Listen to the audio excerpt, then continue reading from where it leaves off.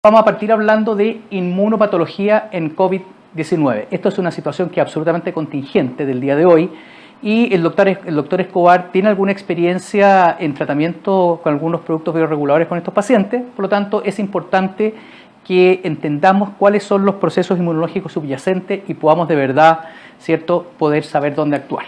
Entonces vamos a comenzar un poquito, vamos a comenzar describiendo el coronavirus, ¿cierto? Existe un poquito de confusión en las nomenclaturas. Vamos a hablar de las formas de evolución y cuáles son los mecanismos inmunológicos involucrados. De partida existen 6 tipos previos de coronavirus. O sea, en Chile siempre ha existido un coronavirus. En el mundo siempre ha existido coronavirus, pero es un virus que solo producía una infección respiratoria aguda alta, ¿cierto? Banales. 2 de estos 6, ¿cierto?, producían un síndrome inflamatorio agudo severo, que es el SARS-1, que apareció entre el año 2002-2003, ¿cierto?, en el Lejano Oriente, y el MERS, que en el fondo es un síndrome respiratorio del Medio Oriente, Mid East, ¿ya?, que se transmitía a través de los camellos. Y también era un virus que tenía mucha mortalidad.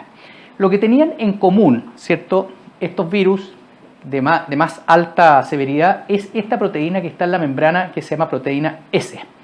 Estas proteínas que ustedes ven en verde o en amarillo acá, ¿cierto?, que son más pequeñitas, son comunes a todos los coronavirus y al no existir la proteína S, el tipo y el mecanismo por el cual actúan lo hace diferente. Entonces, entre el SARS-1, ¿cierto?, el que apareció el año 2002, y el actual, existen algunas similitudes. De partida, ambos provienen del murciélago. Algo nos dice, ¿cierto? Y ambos tienen afinidad por el receptor de la enzima convertidora de angiotensina 2 y que se encuentra en varias partes, en el pulmón, en el intestino, en el páncreas, en varias partes. Por eso, los órganos o los sistemas por donde puede entrar el coronavirus no es solamente respiratorio. Ahora, un detalle importante. Cuando la proteína S se une al receptor para que se produzca el proceso de infección, tiene que ocurrir una activación enzimática que se las voy a mostrar más adelante. ¿Y por qué tiene importancia? Porque es uno de los lugares en los que se puede tratar de actuar desde el punto de vista terapéutico. Ahora, ¿por qué este virus, el coronavirus 2, es de más riesgo que el coronavirus 1 que hubo? De partida, porque comienza a contagiar antes que aparezcan los síntomas. Por lo tanto, la persona puede no saber que está contagiada, ¿cierto?, y ya comienza a diseminar el virus. La segunda razón es porque hasta alrededor de un 50-60% de las personas al momento del ingreso, o sea, cuando se les hace el diagnóstico, se hospitalizan, pueden ser afebriles. Por lo tanto, al no existir un síntoma de importancia, también eso puede contribuir a que esa persona esté dando vuelta y que contagie. Y ambos tienen una alta mortalidad. Se habla de un 3-4% sobre el total de los contagiados. Ojo, sobre el total de los contagiados, que no es lo mismo que sobre los sintomáticos. Acá en Chile la mortalidad sobre los sintomáticos está como en alrededor del 1.2%, pero en países como España o Italia la mortalidad sobre los sintomáticos llegó al 10% y en algunas partes al 12%. Lo que pasa es que no tenemos la capacidad de poder testear masivamente a toda la población y de esa manera saber cuántos son los que están contagiados, ¿cierto?, para poder determinar cuál es la verdadera tasa de mortalidad que tenemos en nuestro país.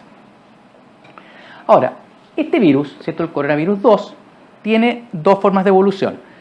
Una vez que produce, ¿cierto?, la entrada a la célula, acá tenemos el epitelio respiratorio, el neumocito 1, el neumocito 2, ¿cierto?, y a través de la enzima convertidora, del receptor de la enzima convertidora, entra a la célula, ¿cierto?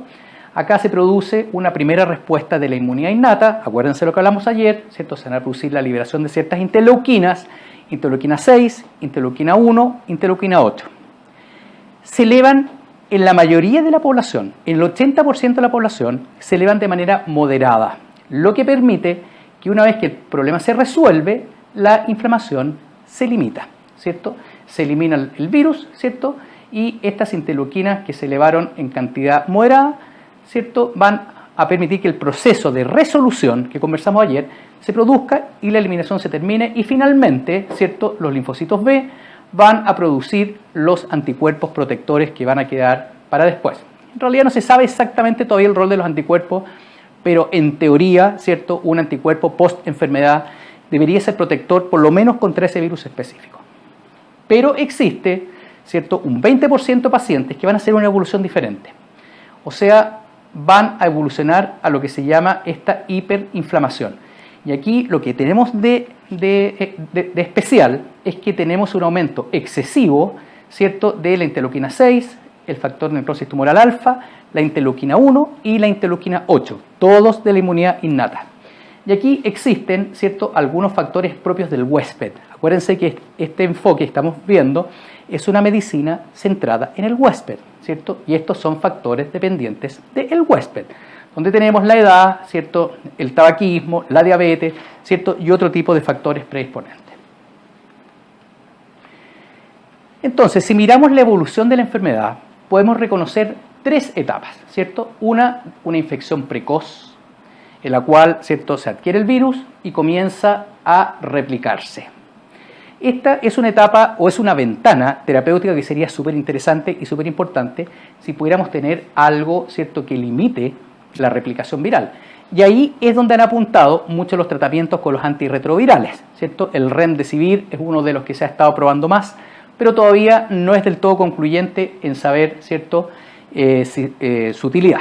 Lo mismo la hidroxicloroquina, la citromicina, los resultados todavía, ¿cierto?, son un poco discordantes unos con otros, por lo tanto no se puede hacer una norma, ¿cierto?, recomendando o normando el uso de esos medicamentos. La segunda etapa, ¿cierto?, es la etapa neumónica. Muchos pacientes pasan de la etapa, ¿cierto?, viral a la etapa neumónica, y hay una tercera etapa que es de la hiperinflamación. O sea, de los 17 millones de chilenos, ¿cierto?, 14 millones, si se llegan a contagiar todos, 14 millones van a llegar hasta acá y no van a pasar acá. Y es muy probable que ni siquiera se den cuenta que algún día tuvieron el coronavirus. El otro 20% va a pasar a esta etapa. Y de este 20%, un 5% va a pasar a esta etapa. Ahora, ¿qué es lo que ocurre en la etapa neumónica?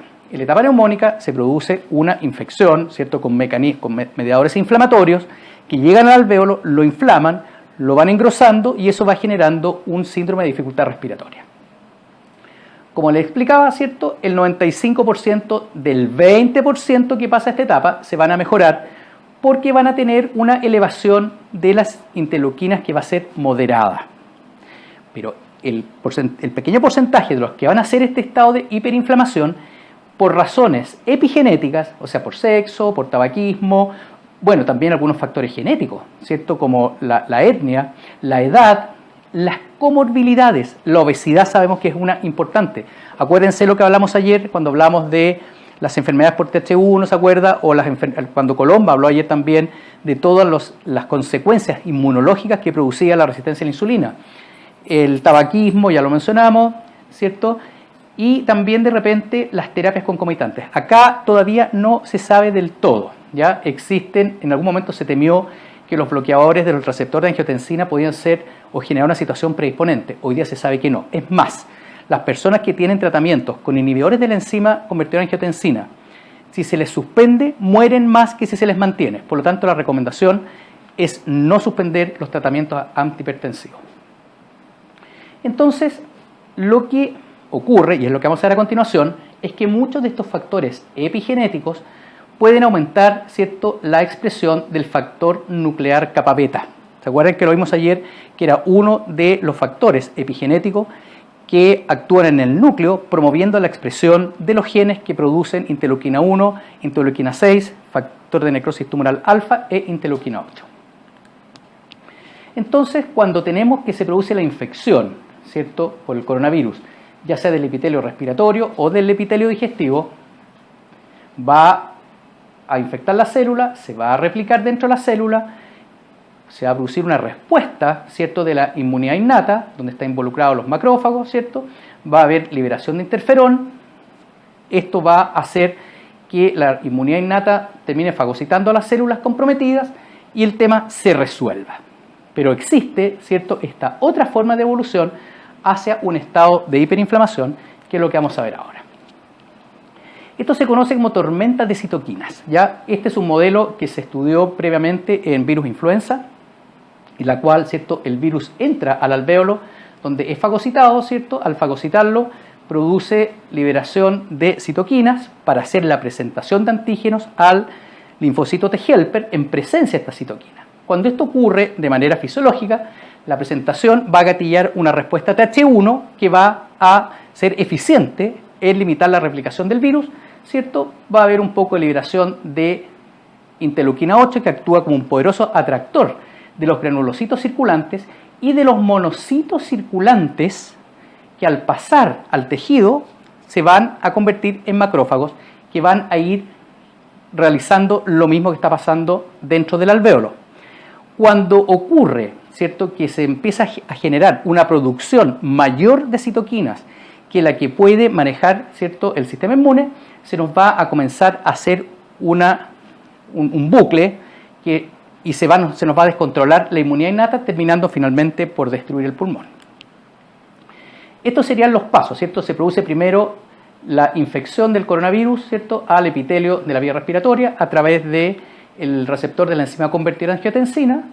Después es fagocitado por el macrófago, que es este que tenemos acá.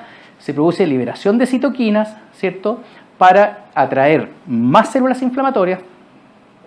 Desde acá, desde el capilar, se fijan, acá tenemos estos monocitos que pasan hacia el alvéolo y aquí se empieza a generar las condiciones para esta tormenta de las citoquinas. Entonces, en condiciones normales, ¿cierto?, frente a la infección por el coronavirus, se va a gatillar una respuesta de la inmunidad innata. Se van a activar los macrófagos alveolares, las células dendríticas, las que van a comenzar a producir estas citoquinas para hacer la presentación de antígeno y atraer más células inflamatorias. Entonces se va a hacer la presentación a través del TH0, se nos va a gatillar una respuesta TH1 generando estos linfocitos T citotóxicos que van a destruir las células infectadas, ¿cierto? Y hasta aquí debería llegar todo. Pero, ¿qué es lo que ocurre en algunos casos? En algunos casos, ¿cierto?, estas células infectadas van a liberar proteínas y restos de estructura de la misma célula que van a actuar sobre las células de la inmunidad innata como un dump. ¿Se acuerdan los pump y los dump? Bueno, el virus tiene un pump, un patrón molecular asociado a patógeno, pero la célula destruida, sea linfocito o sea macrófago, va a generar proteínas, restos de mitocondrias que van a actuar como dump. Y eso va a hacer que comience a llegar más cantidad, ¿cierto?, de células, se van a generar más mediador inflamatorio y la inmunidad innata se nos va a salir de control. Y esto, ¿cierto?, va a generar un refuerzo y finalmente va a terminar afectando a las células del propio tejido, en este caso el pulmón. Entonces, ¿cuáles son los 4 pasos claves que se producen en los pacientes graves con el coronavirus tipo 2 y que por lo general aparecen de promedio 8 días después del inicio de los síntomas?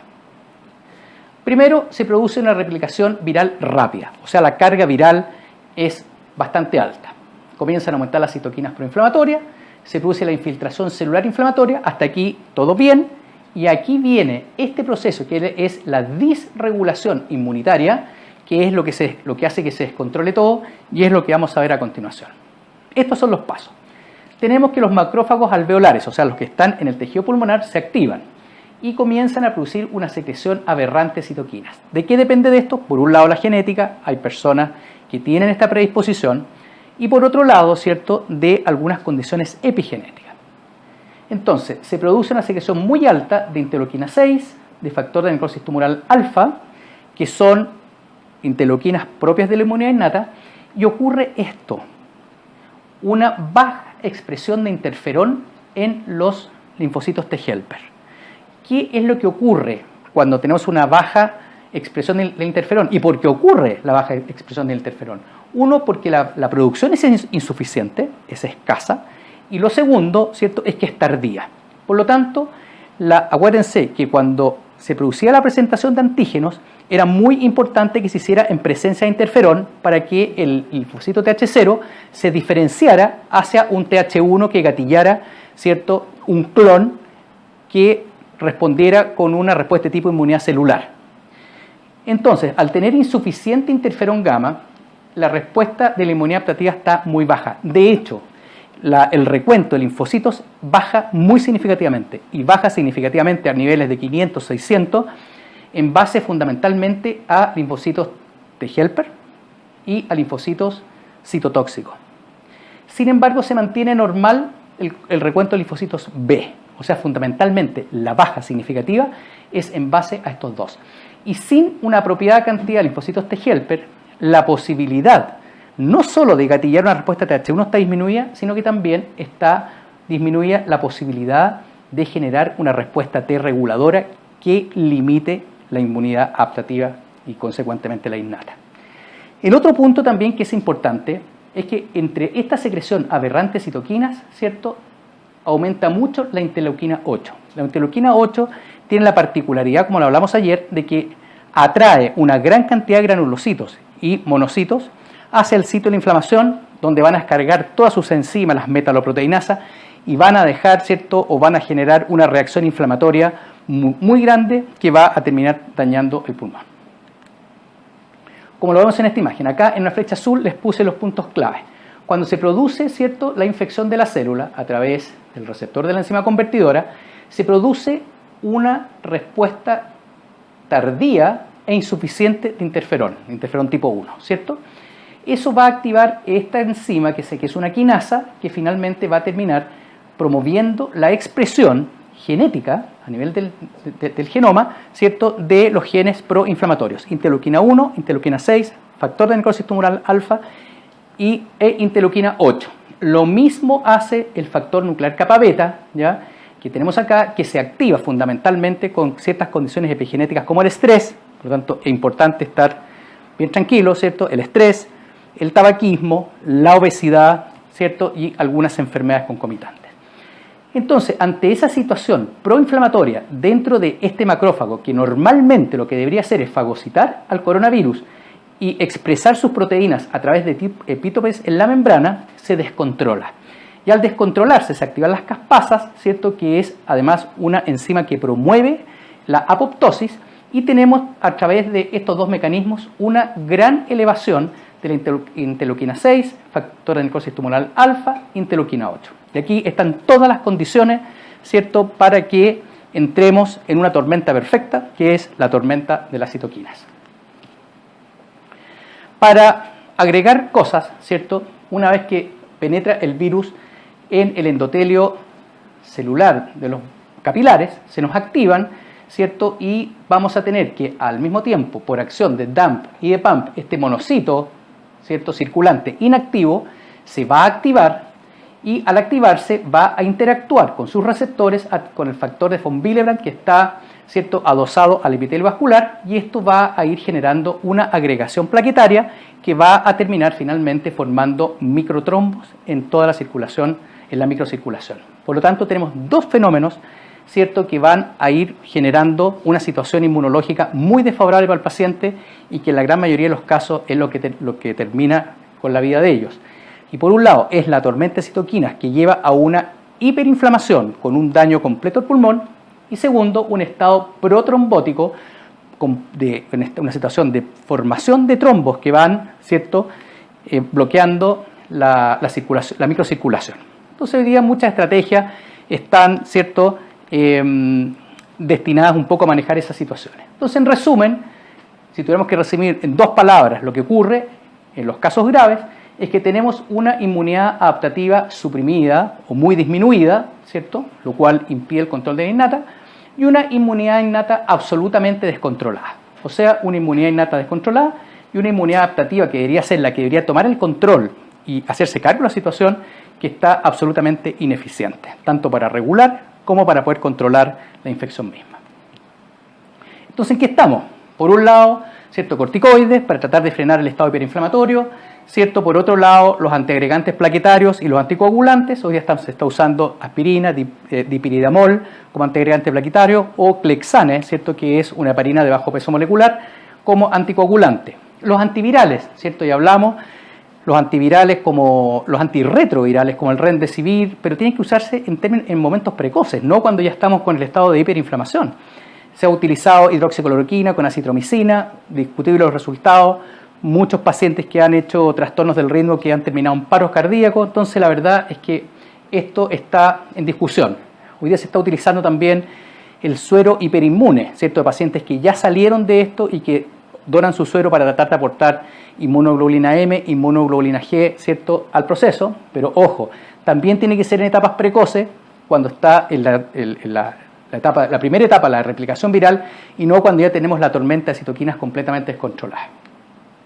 Y por último, ¿cierto?, el tocilizumab, que es un anticuerpo monoclonal utilizado para tratar de bloquear la interleuquina 6, que es una de las interleuquinas que se dispara demasiado y que está involucrada en el mecanismo de hiperestimulación. Entonces, al final, estamos más perdidos que Adán en el Día de la Madre, ¿cierto?, como dice acá, y evidentemente estamos todavía en proceso de aprendizaje. O sea, se están apareciendo cosas nuevas, se están investigando, por ejemplo, tal vez una vacuna que pudiera bloquear la proteína S, que es la que gatilla o la que se une al receptor de la enzima convertidora de angiotensina para facilitar el ingreso del virus a la célula. Se está estudiando algo que inhiba este activador, porque acuérdense, yo les decía que la proteína S, de Spike, de aquí viene S, ¿cierto?, tiene que ser activada por este factor para que se genere el ingreso a la célula. Entonces se está estudiando cómo bloquear, ¿cierto?, la espina a través de una vacuna, ¿cierto? Esta vacuna generaría un anticuerpo que se uniría a estos antígenos, con lo cual se impediría la entrada a la célula o bien su reconocimiento por el sistema de la inmunidad innata para eliminarlo. Inhibir este activador para que no ingrese al interior de la célula.